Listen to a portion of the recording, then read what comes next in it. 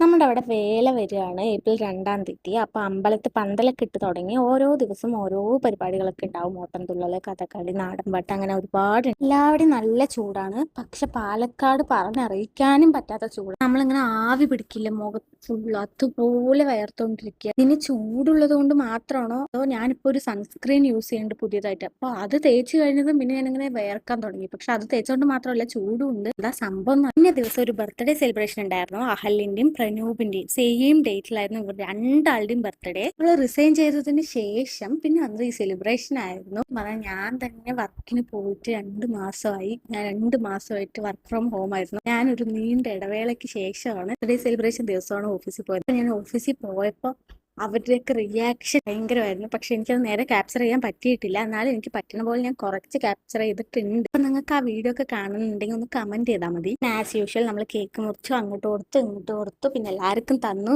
ശേഷം നമ്മൾ നേരെ മന്തി കഴിക്കാൻ വേണ്ടി പോയി. ഞാൻ കഴിച്ചത് പെരി മന്തി. സത്യം പറഞ്ഞാൽ വിരലിൽ എണ്ണാവുന്ന പ്രാവശ്യമേ ഞാൻ മന്തി ഇങ്ങനെ ഹോട്ടലിലൊക്കെ പോയി കഴിച്ചിട്ടുള്ളൂ. പറഞ്ഞാൽ ഒരു 3 പ്രാവശ്യം 4 പ്രാവശ്യം അങ്ങനെ. ഞാൻ ഭയങ്കരമായ ഒരു മന്തി ഫാൻ അല്ല.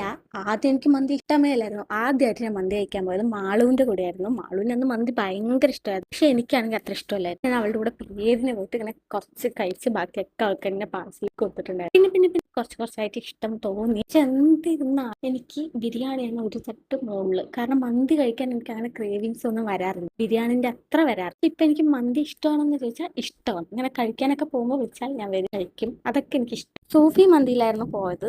നല്ല അടിപൊളി മന്തി ആയിരുന്നു. എനിക്കിഷ്ടം മാത്രമല്ല നല്ല വിശപ്പും ഉണ്ടായിരുന്നു. അപ്പൊ അത്രേ ഉള്ളൂ.